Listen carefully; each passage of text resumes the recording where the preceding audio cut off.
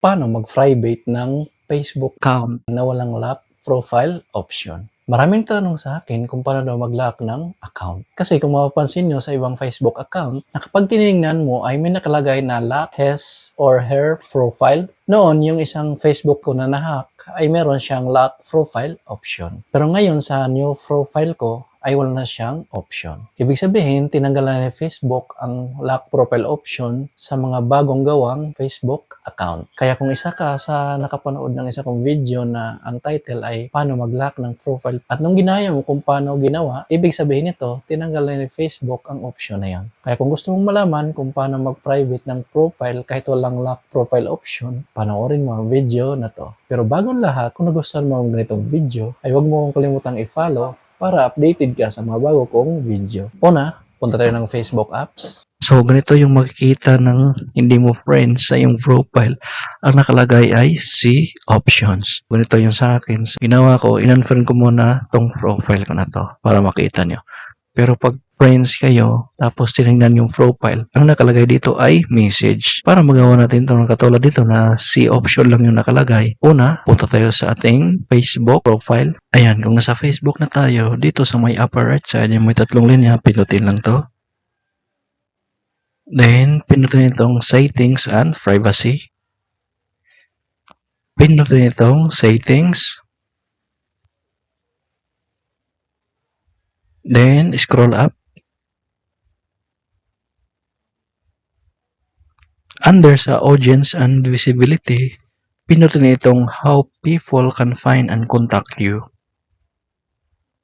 Then, dito sa who can send your friend request, ang nakalagay dito ay everyone. So, babaguhin lang natin siya.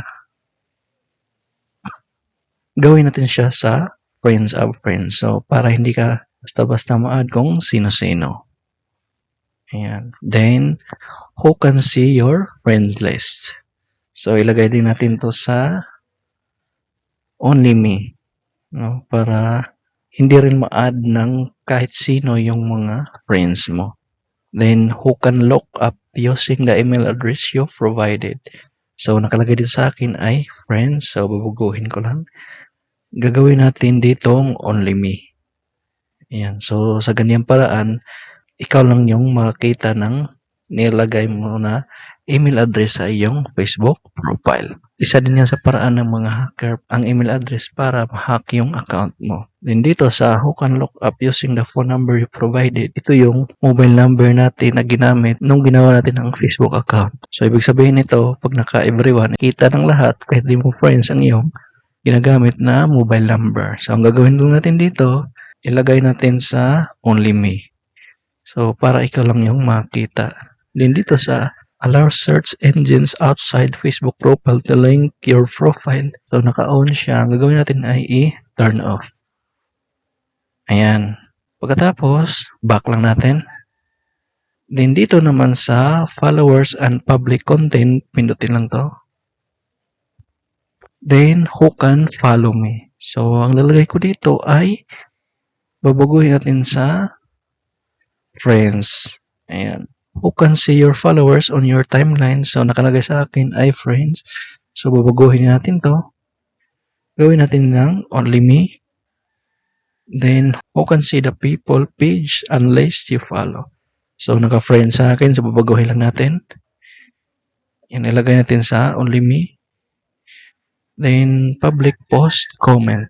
Baguhin natin to. Gagawin natin siyang friend. So, nabago na pala siya, friends.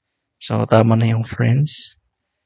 Then, public post notification. So, babaguhin natin to. Gawin natin sa only me. Ayan. Then, ito, public profile info. So, nakalagay sa akin ay friends. So, ito yung birthday mo. Makikita ng friends mo. So, babaguhin natin to. So, ilagay natin. So, wala pala siyang option na only me. So, friends lang yung makakita. Then, dito sa show most relevant comment first, then okay lang yan kung naka-turn on or naka-turn off. Then, off Facebook previews. Kayo na yung bahala dyan kung i-turn off nyo. So, ganun lang ginawa ko. Kapag hindi tayo friends, ang makita niya sa profile ko ay si option. So, parang nakalock na din siya. Kung nagustuhan mo ang video na to, huwag kalimutang mag-like, subscribe, at hit notification bell para updated ka sa mga bago kong video.